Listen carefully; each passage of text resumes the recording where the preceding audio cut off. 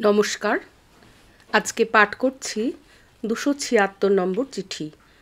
চিঠিটি স্বামীজি লিখছেন doctor নানজুন্ড রাওকে, new York থেকে 14 এপ্রিল 1896। প্রিয় ডাক্তার, আজ সকালে আপনার চিঠি পেলাম। আগামীকাল আমি ইংল্যান্ড রওনা হচ্ছি, তাই আপনাকে 2-4টি মাত্র আন্তরিক কথা লিখতে পারবো। ছেলেদের প্রস্তাবিত কাগজের বিষয়ে আমার সম্পূর্ণ সহানুভূতি আছে এবং তা চালিয়ে যাবার জন্য আমি যথাসাধ্য সাহায্যও করব। আপনার উচিত ব্রহ্মবাদিনের ধারা অবলম্বন করে কাগজটাকে স্বাধীনতা মতাবলম্বী করা। কেবল ভাষা ও লেখাগুলো যাতে আরও সহজবোধ্য হয় সেদিকে বিশেষ নজর রাখবেন।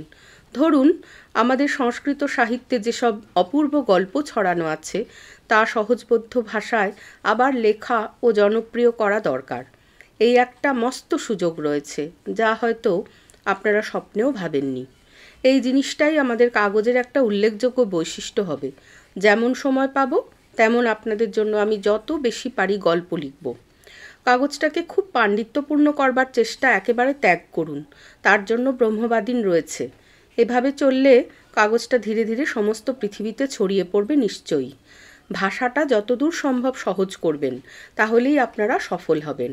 গল্পের ভেতর দিয়ে ভাব দেওয়াই হবে প্রধান বৈশিষ্ট্য। কাগজটাকে জটিল দার্শনিক তত্ত্ববহুল মোটেই করবেন না। লেনদেনের দিকটা সম্পূর্ণরূপে নিজের হাতে রাখবেন। অনেক সন্ন্যাসীতে গাজন নষ্ট।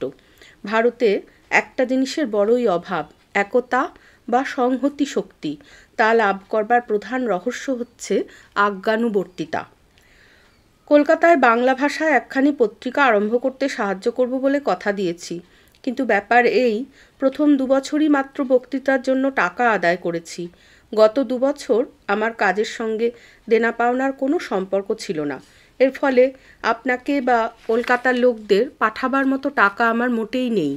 তথাপি আপনাকে সাহায্য করতে পারে এমন লোক আমি শীঘ্রই জুটিয়ে দেব। বীরের মতো এগিয়ে চলুন।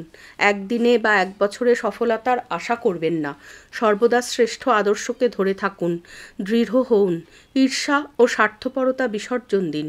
নেতার আদেশ মেনে চলুন। আর সত্য, স্বদেশ ও সমগ্র মানবজাতির নিকট চিরবিশ্বস্ত হউন। তাহলেই আপনি জগৎ কাঁপিয়ে তুলবেন। মনে রাখবেন, ব্যক্তিগত চরিত্র এবং জীবনই শক্তির উৎস, অন্য কিছু নহে। এই চিঠিখানা রেখে দেবেন এবং যখনই উদ্বেগ ও ঈর্ষার ভাব মনে উঠবে তখনই এই শেষের কটা লাইন পড়বেন। ঈর্ষাই সমস্ত দাস জাতির ধ্বংসের কারণ। এ থেকেই আমাদের জাতির সর্বনাশ। এটি সর্বদা পরিত্যাজ্য। আপনার সর্বাঙ্গীন মঙ্গল হোক। আপনার সাফল্য কামনা করি। ইতি আপনার স্নেহপরায়ণ বিবেকানন্দ।